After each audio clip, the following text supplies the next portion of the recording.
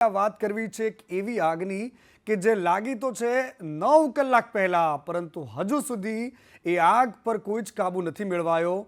સુરતની શિવ શક્તિ માર્કેટમાં આગ લાગી છે। કલાકો વીતી ગયા છે, પરંતુ તેમ છતાં પણ આ આગ પર હજુ સુધી કાબુ નથી મેળવાયો। આ અલગ અલગ તસવીરોમાં આગની ભયાનકતા જોવા મળી રહી છે।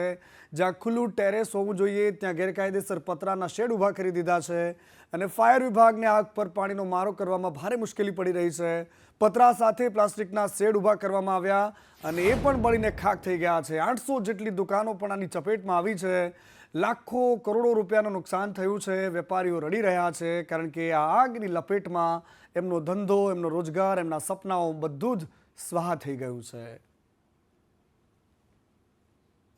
સુરતના રિંગ રોડ પર આવેલી શિવશક્તિ માર્કેટમાં ગત રોજ જે બપોરના સમયે આગ લાગી હતી, ત્યારબાદ એ કાબૂમાં આવી હતી અને ફરી એકવાર આજે સવારે અંદાજિત 6:30 થી 7 કલાકના વચ્ચે આગ લાગી હતી। તમારી સામે છે કે હજુ પણ આગ યથાવત છે। આગ તમને દેખાઈ રહી છે। આ શિવશક્તિ ટેક્સટાઇલ માર્કેટની આગ છે। ફરી એકવાર ઓર્ચિડ અને રઘુવીર સિલિયમની યાદો તાજી થઈ ગઈ છે, કારણ કે આ બે માર્કેટના અંદર પણ આવી જ પરિસ્થિતિનો સામનો કરવાનો વારો આવ્યો હતો। આજે બ્રિગેડ કોલ જાહેર કરી દેવામાં આવ્યો હતો। સુરત મહાનગરપાલિકાના કમિશનર, મેયર, સત્તાધીશો અહીંયા દોડી આવ્યા હતા, પરંતુ હાલ આપણે જોવા જાય તો બારડોલી અને એના નજીકના બીજા ફાયર સ્ટેશનની ગાડીઓની મદદ લેવામાં આવી રહી છે, ખાનગી કંપનીની ગાડીની મદદ લેવામાં આવી રહી છે, પરંતુ હજુ સુધી પણ આગ કાબૂમાં આવી નથી। મહત્વની વાત છે કે અંદાજે 800 થી વધુ દુકાનો કાપડની જે છે તે આ શિવશક્તિ ટેક્સટાઇલ માર્કેટમાં આવી છે। એક કાપડની દુકાનની અંદર આપણે અંદાજે 10 લાખનો બી માલ ગણીએ તો 10 કરોડથી વધુનું નુકસાન હાલ માત્ર કાપડ ઉદ્યોગને, દુકાનવાળાઓને દેખાઈ રહ્યું છે। તમામ કર્મચારી, અધિકારીઓની પોલ ખોલીને સામે આવી ગઈ છે। 12 કલાકથી વધુ સમય વીતી ગયો છે, આગ યથાવત છે। કેમેરા પર્સન ભૂષણ ચૌધરી સાથે આઝમ સાલે, સંદેશ ન્યૂઝ, સુરત। અને ઠેર ઠેર રખડતા ઢોરનો પણ આતંક છે। ભાવનગરના વલભીપુરમાં આ રખડતા આખલાઓનો આતંક જોઈ લો કે રસ્તો એમના પિતાજીનો સમજીને બેફામ લડી રહ્યા છે। કોઈ વાહન ચાલકને અહીંથી નીકળવું હોય તો 10 વાર વિચાર કરવો પડે, કારણ કે ગમે તે ઘડીએ એમના પર આ રખડતા સાંઢ છૂટી શકે છે।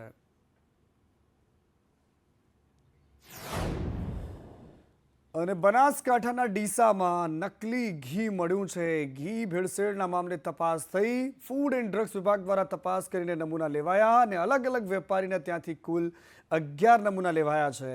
ઘીના નમૂના લઈને લેબોરેટરીમાં મોકલવામાં આવ્યા છે। તપાસને લઈને ઘીમાં ભેળસેળ કરતા વેપારીઓમાં ફફડાટ છે, પરંતુ આ બધાની વચ્ચે 17,50,000નો જથ્થો, 4,000 કિલો જથ્થો એ નાશ કરવામાં આવ્યો છે, કારણ કે ઠેર ઠેર આ પ્રકારની હાથડીઓ લાગેલી છે। અને રાજકોટમાં ઓનલાઈન વેચાણ કરીને કમાઈ લેવાની લાયમાં જેપ્ટો ડિલિવરીને 10,000નો દંડ થયો છે। જેપ્ટો સામે જીપીએમસી કલમ 336 હેઠળ આરએમસીએ કાર્યવાહી કરી છે। શિવરાત્રિનો આજે તહેવાર છે, જાહેરનામું છે માંસ મટન ન વેચવું, પરંતુ તેમ છતાં પણ ઓનલાઈન ઓર્ડરમાં આ ડિલિવરી કંપની માંસ મટન પહોંચાડતી હતી ને એટલા જ માટે એમને દંડ કરાયો છે। એની સાથે સાથે 35 કિલો માંસનો જથ્થો પણ નાશ કરાયો છે। તો આ તરફ સુરતમાં એક વિધર્મી યુવકે હિન્દુ યુવતીને છેડતી કરી છે। સલાબતપુરા સ્થિત મોદી ડ્રાઇવિંગ સ્કૂલના ડ્રાઈવર ઇરફાન રફીક શેખ નામના એક વ્યક્તિએ યુવતીની છેડતી કરી। કાર શીખવાડતી વખતે હડપલા કર્યાની યુવતીએ આરોપ લગાવ્યા છે। સમગ્ર મામલે પોલીસ તપાસ કરી રહી છે। અને આ તરફ સંસ્કારી નગરી વડોદરામાં દુષ્કર્મની ઘટના સામે આવી। ધોરણ 12માં અભ્યાસ કરતી 16 વર્ષની સગીરા પર 60 વર્ષના અશોક પરમાર નામના એક વૃદ્ધે દુષ્કર્મ આચર્યું છે। આ નરાધમને ઝડપી પાડ્યો અને સ્થાનિક લોકોએ મેથી પાક પણ ચખવ્યો હતો। તો આ તરફ અમરેલીમાં સ્પેશિયલ પોક્સો એક્ટ કોર્ટે એક જ દિવસમાં 3 દુષ્કર્મીઓને જન્મ ટીપની સજાનો ઐતિહાસિક ચુકાદો આપ્યો છે।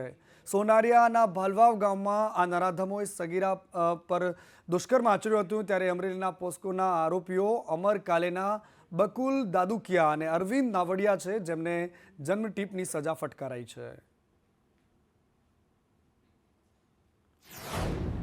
તો શહેર લુખ્ખા તત્વો આતંક મચાવે છે। રાજકોટની આ તસવીર છે। રાજકોટના સદર બજારમાં મુસ્લિમ અગ્રણી હબીબ કટારિયાના ઘર પર હુમલો કરાયો। હુમલાની ઘટના સામે આવી, જેમાં રાજા પઠાણ સહિતના 5 શખ્સોએ હબીબ કટારિયાના ઘરે હુમલો કર્યો। આ હુમલામાં 2 મહિલાઓને ઈજા પહોંચી છે। ચારેકોર છૂટા પડેલા પથ્થરો જોઈ શકાય છે। આ તરફ અરવલ્લીના મોડાસામાં શાકભાજીના વેપારીઓ દ્વારા વિરોધ કરવામાં આવ્યો। શુભલાભ માર્કેટના ઉદ્ઘાટન સમયે જ શાકભાજીના વેપારીઓ વિરોધ કર્યો, કારણ કે એમની માંગ હતી કે જૂની જગ્યાએ મૂકવા કરતાં અમે જ્યાં ધંધો કરીએ છીએ એ જ જગ્યા પર અમને ધંધો કરવા દેવામાં આવે, અને આ જ માંગ સાથે એમણે વિરોધ કર્યો, જેમાં પોલીસે 10 કરતાં વધારે વેપારીઓની અટકાયત કરી હતી. આ તરફ કડીમાં કાર ચાલક દ્વારા ટ્રાફિક નિયમોના ધજાગરા કરવામાં આવતા દ્રશ્યો સામે આવ્યા છે. વાહનમાં ક્ષમતા કરતાં પણ વધારે પેસેન્જરો બેસાડ્યા છે. આ તસવીર કોઈ નવી નથી. આ ઇકો ગાડી જેના ઉપર છત પર લટકાવેલા માણસો જોઈ શકાય છે. કીડી મકોડાની જેમ ભરેલા આ વાહનમાં ભરેલા માણસોને જોઈ શકાય છે. આવું રોજનું છે, પરંતુ કોઈ કાર્યવાહી નથી થતી. ખબર છે કે ખિસ્સા ગરમ થઈ રહ્યા છે.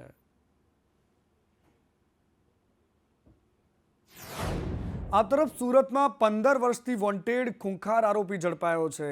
પારઘી ગેંગનો મુખ્ય સૂત્રધાર પોલીસની પકડમાં આવી ગયો છે. એનું નામ છે પ્રભુ રઘુનાથ ઉર્ફે દીપક હીરામણ ભોસલે, જેની ધરપકડ પોલીસ કોન્સ્ટેબલની હત્યા સહિત 26 ગુનામાં કરાઈ છે.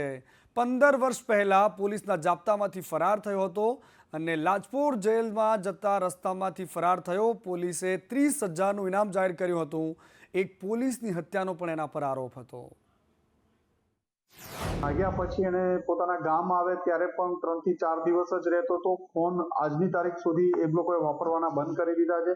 અલગ અલગ શહેરોમાં રહે છે. મજૂરી કરવાનું અત્યારે પ્રાથમિક દ્રષ્ટિએ જણાવે છે.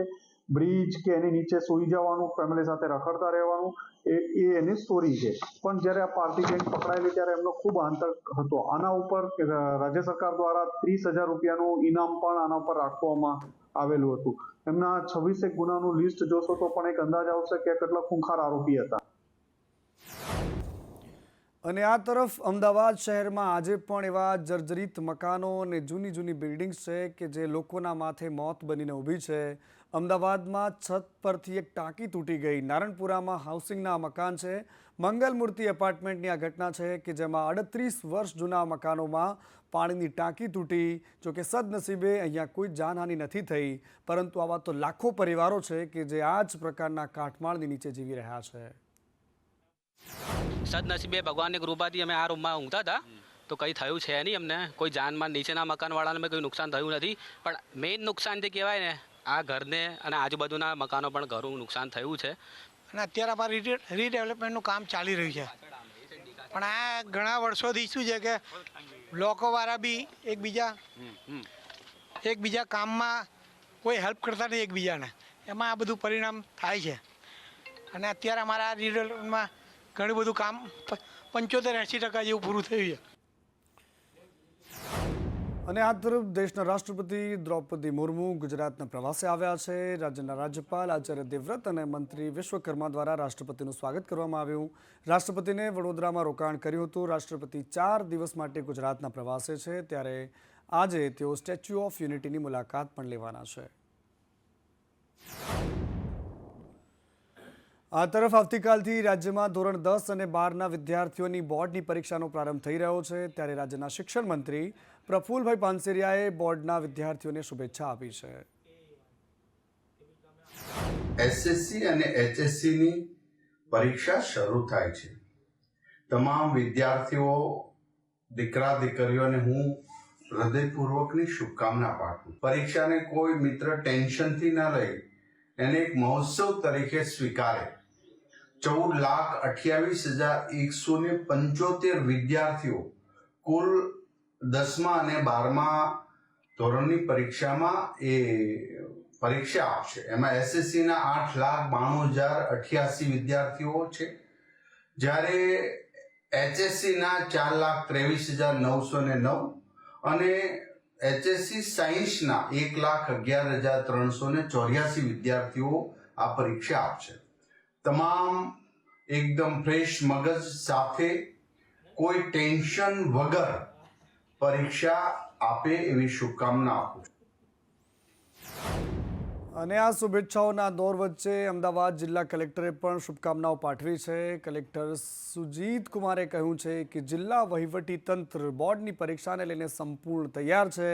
દરેક વિદ્યાર્થી પરીક્ષામાં પોતાનું સર્વશ્રેષ્ઠ પ્રદર્શન કરીને સારું પરિણામ મેળવે તેવી અમે આશા અને અપેક્ષા રાખી રહ્યા છીએ. 27 ફેબ્રુઆરીથી સમગ્ર રાજ્યમાં ધોરણ 10 અને 12ની બોર્ડ પરીક્ષાઓ શરૂ થવાની છે. તો સૌથી પહેલાં આ પ્રસંગે હું દરેક વિદ્યાર્થીઓને શુભકામના પાઠવવા માંગુ છું કે દરેક વિદ્યાર્થીઓ પોતપોતાના સર્વશ્રેષ્ઠ પ્રદર્શન પરીક્ષામાં કરે અને એને સારું પરિણામ એમને આવે. ઈશ્વર. અને આજે આપણું આ શહેર 614 વર્ષ જૂનું થયું છે. અમદાવાદ શહેરની વાત કરું છે અને અમદાવાદ શહેરની નગરદેવી છે મા ભદ્રકાળી. અને આજે લાંબા ઇતિહાસ બાદ મા ભદ્રકાળી નગરચર્યાએ નીકળ્યા. તમે જગન્નાથજીની રથયાત્રા જોઈ હશે, પરંતુ આજે અમદાવાદમાં એક નવી રથયાત્રા, એટલે કે દાયકાઓ બાદ નહીં પરંતુ સદીઓ બાદ યોજાયેલી આ રથયાત્રા હતી, નગરયાત્રા હતી, કે જેમાં મા નગરદેવી ખુદ નગરયાત્રાએ નીકળ્યા. અલગ અલગ વિસ્તારોમાં એમનું પૂજન થયું અને એમના પોતાના સંતાનોની આજે એમણે રખેવાળી પૂછી, એમના સમાચાર પૂછ્યા. નગરયાત્રાનું આયોજન બહુ જ સુખદ રૂપે સમાધાનનું પૂર્ણ થયું છે. અને આ લગભગ 6 કિલોમીટરનો રૂટ હતો કે જેમાં ફરીને નિજ મંદિરે માતાનો જે રથ છે એમને લાવવામાં આવ્યો હતો. અને મહંતે નગરદેવી ભદ્રકાળીની પૂજા કરી. માણેક ચોક ખાતે પણ માણેક બાબાની સમાધિ પર વંશજોએ એમનું સ્વાગત કર્યું. 614 વર્ષ બાદ આ પહેલી વાર અમદાવાદના ઇતિહાસમાં આવી નગરયાત્રા મા ભદ્રકાળીની નીકળી હતી. અને લાખો લોકોએ, હજારો લોકોએ આજે આ દિવ્ય કાર્યમાં હાજર રહીને મા ભદ્રકાળીના દર્શન કર્યા અને રથયાત્રામાં જોડાયા. પરંતુ આ બાજુ કિન્નર સમાજ સાથે કિન્નાખોરી થઈ હોય તેવું આરોપો લગાવીને કિન્નર સમાજના લોકો કહી રહ્યા છે. આજે આ અમદાવાદમાં નીકળેલી નગરદેવીની નગરયાત્રામાં કિન્નર સમાજને સામેલ ન કરાતા એમને ગુસ્સો વ્યક્ત કર્યો. એમણે કહ્યું કે આવી રીતે ન કરવું જોઈએ. એમની માંગ હતી કે એમને પણ એમાં સામેલ કરવામાં આવે, પરંતુ તેમ છતાં પણ એમને સામેલ ન કરાય. એમની નારાજગી વ્યક્ત કરી. ભંડારામાં યોગદાન આપવાની પણ જાણ કરી હતી, પરંતુ મંદિર ટ્રસ્ટે તેમને મનાઈ ફરમાવી હોવાની વાત એમણે કરી છે.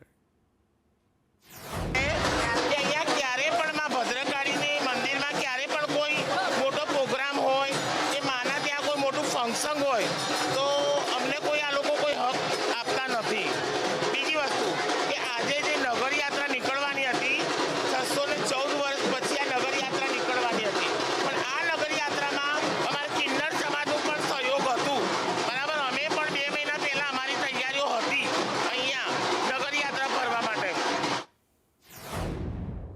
અને આજે છે શિવરાત્રી, અને શિવરાત્રીમાં સૌથી વધારે જે નજર હોય મંદિર પર ગુજરાતીઓની એ સોમનાથ પર હોય ને બીજી બાજુ ભવનાથ પર હોય. કારણ કે જૂનાગઢમાં ભગવાન શિવને આજે અલગ અલગ રીતે લોકો મનાવી રહ્યા છે. લાખોની સંખ્યામાં ભક્તો પહોંચે છે અને ભાંગનો અભિષેક કરાયો છે જૂનાગઢના ભવનાથમાં. શ્રદ્ધાળુઓએ ભાંગની પ્રસાદી પણ લીધી. જય ભોલેના નાદ સાથે આજે શિવાલયોમાં જીવ અને શિવનું મિલન થઈ રહ્યું છે. આ જૂનાગઢની જે તસવીરો છે અમે તમને બતાવી કે જ્યાં આજે હૈયે હૈયું દળાય તેવી ભીડ હશે. અને એની બધાની વચ્ચે આજે સાધુ સમાજ દ્વારા ભજન, ભક્તિ અને ભોજનનો આ ત્રિવેણી સંગમ આ ભવનાથની ધરતી પર થઈ રહ્યો છે.